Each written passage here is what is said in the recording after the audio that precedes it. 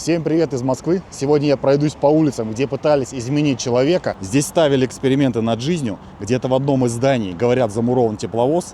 Именно здесь впервые в СССР появился кубик Рубика, находился первый крематорий страны и проходила граница Москвы. И прямо здесь орудовал один из первых серийных убийц советского времени. Погнали! Я начинаю у площади Гагарина, пройду по улице Орджоникидзе, Серпуховской вал, Шаболовка и закончим у Даниловского рынка.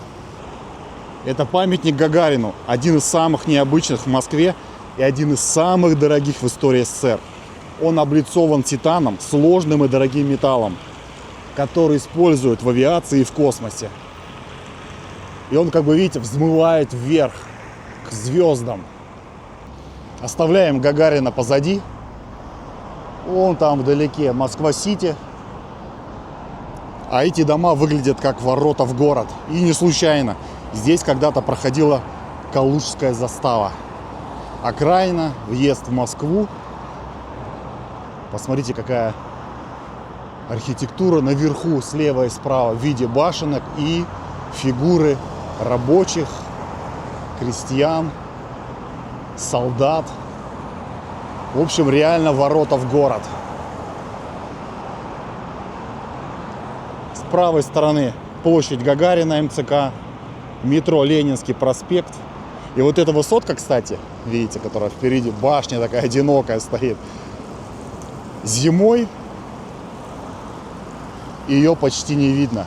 Когда холодно, пар выпускает там станция отопительная. И, в общем, эта высотка вся покрывается таким густым туманом. В общем, я сейчас спускаюсь в переход, выхожу на ту сторону и пойдем уже гулять по нашему маршруту. Начнем с улицы Орджоникидзе. Вот они, ворота в город. Шумный Ленинский проспект. И пойдем с вами уже на улицу Орджоникидзе. Улица Орджоникидзе начинает свой путь, свое начало именно вот отсюда, от этих арок. И главная особенность этой улицы — это столкновение трех миров. Монастырская Москва, индустриальная и советский эксперимент. Масштаб, величие. Мне кажется, вот в этом здании все есть. Ну и, конечно же, с левой стороны два дома с башнями.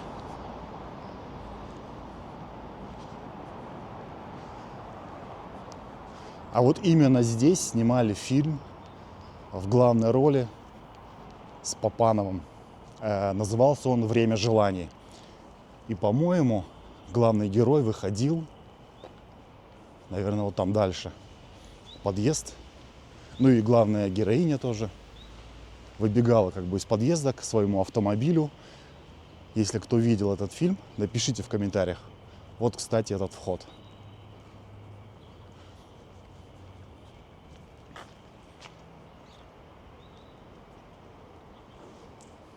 Ну, хорошее место, интересное, фотогеничное, видеогеничное, если так можно сказать.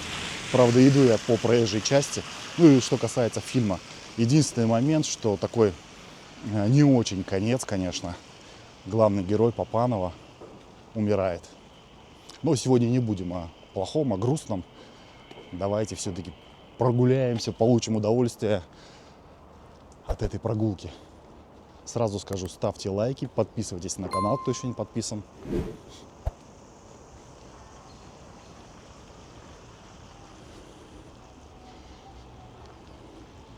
Так, мы с вами идем. И у нас впереди должен открыться вид на бульвар скульпторов, так он называется. Что-то я прям смело шагаю по дороге, не по пешеходным переходам. В этом месте я как-то проходил, может, раза два-три. И для меня, по факту, эта улица такая, знаете, тоже незнакомая, как, наверное, и для многих из вас. Вижу, стройка идет прям полным ходом. Реновация идет, шагает семимильными шагами по Москве. Кто из вас не смотрел видео про реновацию обязательно посмотрите. Я гулял по микрорайону Зюзина, который в скором будущем изменится, наверное, на 90%. Плюс попробовал вкусную самсу, узбекскую самсу, точку, которую еще не снесли. Это тоже у нас, видите, новостройки. Ох, сегодня видео будет шикарное. Изначально вообще собирался прогуляться только по улице Орджоникидзе. Но у меня так всегда бывает, когда начинаю что-то одно, сразу же перехожу дальше. То есть дальше больше, соответственно. Поэтому в этом видео и Шаболовка, и Даниловский рынок, и вот это убийство первого маньяка советской эпохи, СССР. В общем, вот такие дела. Вот я и дошел до бульвара скульпторов. Он, правда, за забором. Не знаю, почему за забором. В моем представлении по бульварам надо гулять. Но он за забором. Возможно, туда можно пройти. Но мы с вами туда не пойдем. Посмотрим отсюда на этот бульвар. У нас сегодня прогулка длинная. Поэтому не будем останавливаться на каких-то таких невзрачных местах. Просто покажу вам. И двинемся сразу дальше. К станкостроительному заводу. Бывшему станкостроительному заводу. Расскажу, конечно, про него историю. И про легенду.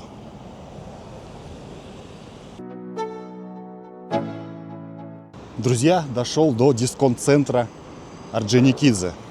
Но раньше здесь был Московский станкостроительный завод. Флагман первой пятилетки. В 1930-е годы сюда привозили иностранных специалистов, немцев, американцев. Для них даже был построен отдельный дом с горячей холодной водой, газом. В общем, все удобства. Редкость по тем временам. Еще раньше на этом месте были огороды. Сегодня 1000 людей приходят за скидками, а бывшие цеха уже превратились в магазины, офисы, кафе. Но сам вот этот индустриальный каркас, он остался. Бетон, высота, масштаб. То есть вот за этим зданием там не представляете еще какая огромная территория. Есть еще городская легенда. Давайте перейдем дорогу. В общем, есть еще городская легенда, что где-то внутри зданий спрятан тепловоз. И его до сих пор никто не нашел. А еще на этом заводе работала Людмила Зыкина. Но это уже, наверное, старшее поколение знает эту певицу. Сами видите, указаны какие бренды. Конечно, раньше брендов было гораздо больше. Пока один чудак не захотел движухи. В общем, вот такие вот дела. Но главный объект на этой улице, я считаю, это дом коммуны. И как раз-таки я уже к нему подхожу. Это один из самых радикальных экспериментов советской архитектуры. Вот это и есть дом коммуна. Так, и мне теперь нужно пройти к нему поближе. Наверное, вот здесь я смогу это сделать. Построен, в общем, он в 1930 году архитектором Иваном Николаевым, как общежитие для студентов. И здание, это, знаете, целая система, спальный блок, общественный и хозяйственный. Комнаты это не комнаты, а такие кабинки размером где-то, знаете, 2,7 на 2 метра. Только для сна. Никакой личной жизни. Никаких вещей. Все общее. Идея была простой. Превратить быт в конвейер. Подъем по сигналу, душ, столовая, учеба, сон. Даже обсуждали идею сонный газ, чтобы люди быстрее засыпали. Но это не реализовали. И сам эксперимент продержался всего несколько лет. Люди просто не выдерживали. Студенты начали ломать перегородки, создавали личные уголки, жаловались на шум и отсутствие, знаете, своего пространства. В итоге систему полностью пришлось переделывать. Вот так это все выглядит.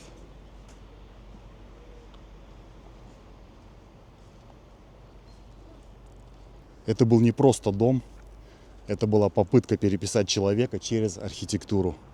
И она не сработала. Столовая есть. Знаю, что где-то с торца должны стоять какие-то металлические конструкции. Ну, тоже в ходе стройки. Как бы то ли забросили, то ли что. А, вот, впереди железная конструкция. Сейчас подойду поближе. В общем, вот она история. Я бы, наверное, сказал, что еще переписать хотели код человека, запрограммировать его как робота. Это вот тоже все оригинальное. Оставили как память.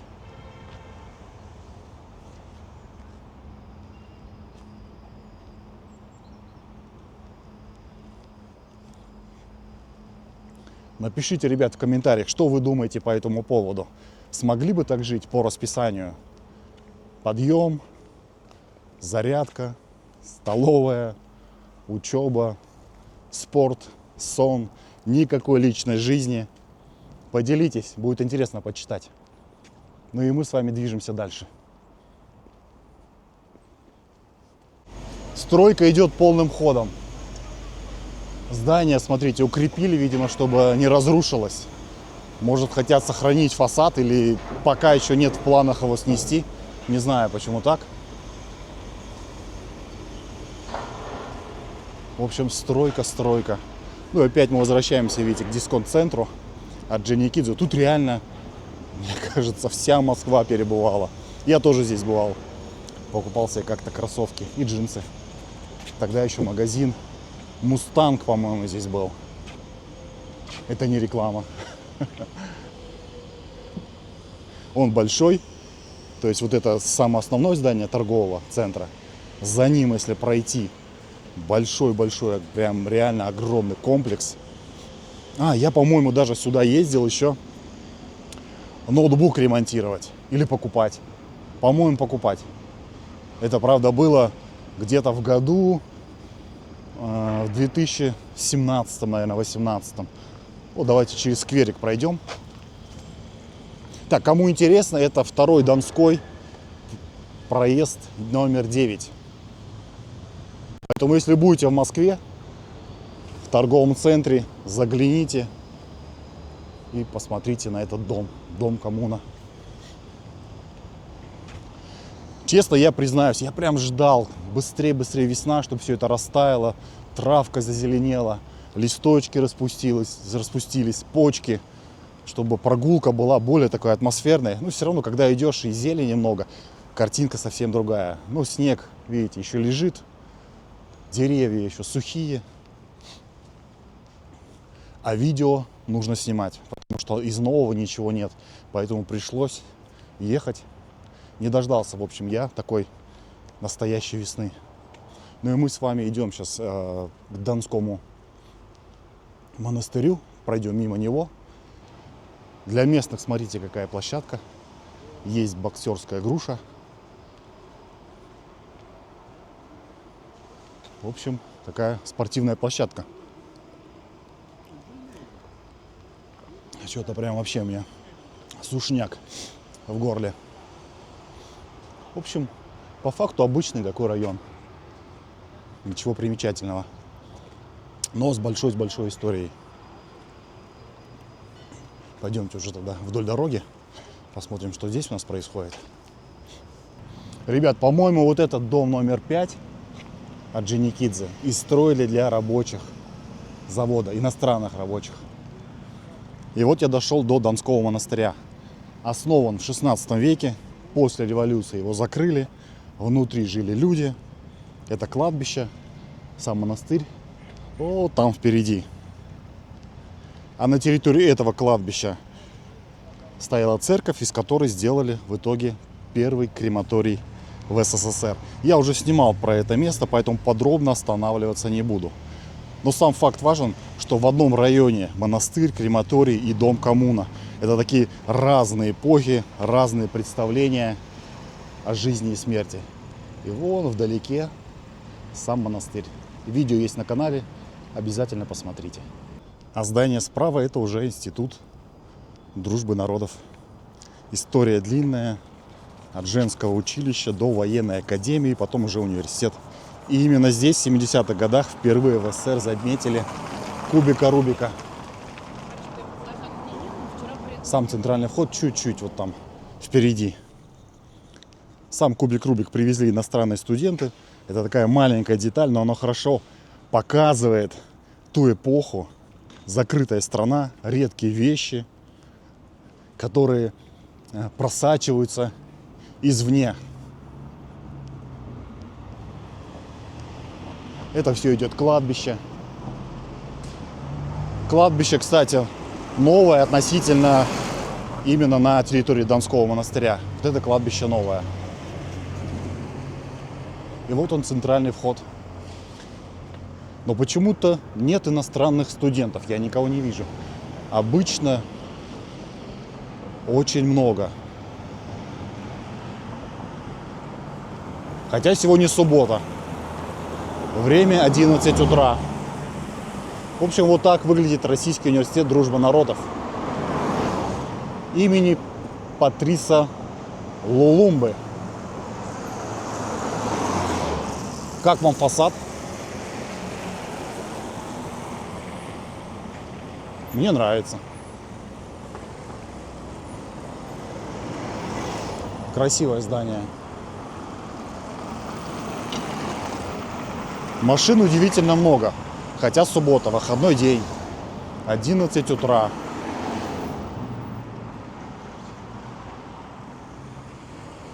Так что, если будете здесь, у Донского монастыря, сразу можете взглянуть на это здание.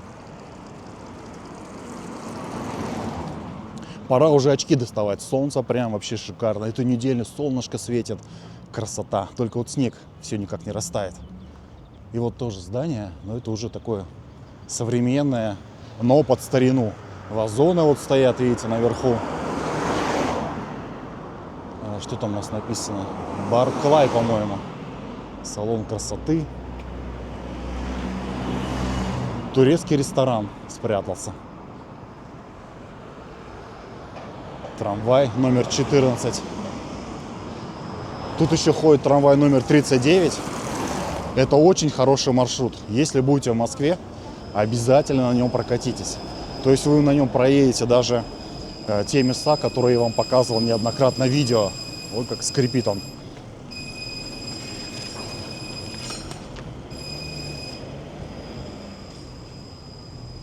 Черемушкинский рынок. То есть оттуда поедете с той стороны. Видео тоже выходило недавно на канале. Здесь проедетесь и поедете прямо в центр до Чистых прудов. Хороший, говорю, маршрут.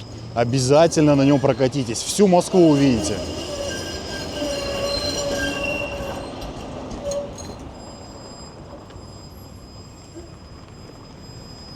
Так, и мне нужен пешеходный переход. И давайте-ка я перейду.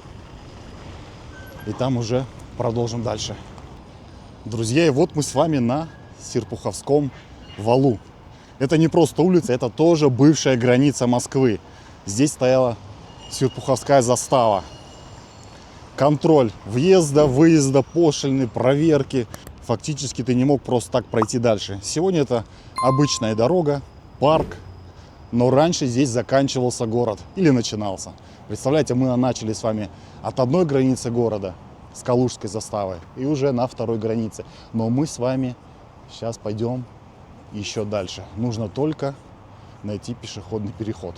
Я, кстати, его вижу впереди, поэтому перейду дорогу и покажу вам удивительный, я думаю, удивительный по тем меркам 30-х годов микрорайон. Хотя вот, смотрите, какое здание современное. Симпатично смотрится, балкончики, такие вставочки с орнаментом. Хороший район, дорогой.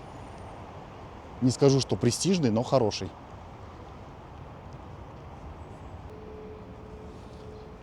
Вот так этот район называется. Я прям зашел внутрь него, хочу показать вам вот эти домики. Серпуховской вал, улица, парк. В общем, здесь было запланировано 24 дома. Построили примерно половину. Это, знаете, очередной пример того, как большие идеи не всегда реализуются полностью. Но домики симпатичные. 5 этажей. Он идет, видите, вот налево, направо. Давайте пройдем прямо. Нет, прямо не пойдем, там грязь. В общем, вот в таком все виде построено. 5-этажные. Посмотрите, не поленитесь, откройте карты, любые. К примеру, Серпуховской вал, 22 забейте там. И сверху будет интересно, он выглядит как такой орнамент. И он реально как будто бы орнаментом выложен. Везде таблички, что это жилой массив, планировка квартала 1927-1930. Насколько я помню, последние дома были построены где-то в 60-х годах. И все, на этом строительство закончилось. Там уже более, видите, такие современные домики. В общем, вот такой жилой массив, небольшой, но, наверное, для тех времен достаточно интересный. Место хорошее. Хотели бы здесь жить? Напишите в комментариях. И я же недалеко нахожусь от Шуховской башни, Шаболовка. Может, даже из вас кто-то в детстве писал письма на Шаболовку. Напишите тоже в комментариях. Хотели посмотреть какой-нибудь фильм, сказку. Либо, помните, раньше была передача «Утренняя почта». Там Николаев доставал письма из мешков, зачитывал их. Потом ставили какую-нибудь композицию. В общем, мы идем с вами к Шуховской башне.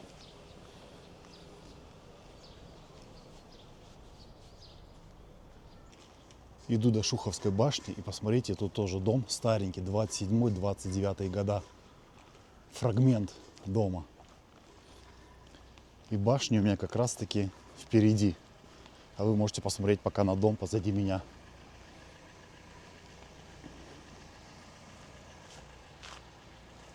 Старая застройка. Хожу по дворам между домами. И вот она, Шуховская башня. Построена в 1922 году. Вес 240 тонн. Вот такая она высокая. Изначально должна была она быть выше Эйфелевой башни, но не хватило металла. В итоге 148 метров. Даже здесь амбиций больше, чем возможностей. Историю Шухова, наверное, знаете. Его чуть не расстреляли. Такой отложенный расстрел. Потому что один из пролетов разрушился и думали, что это саботаж.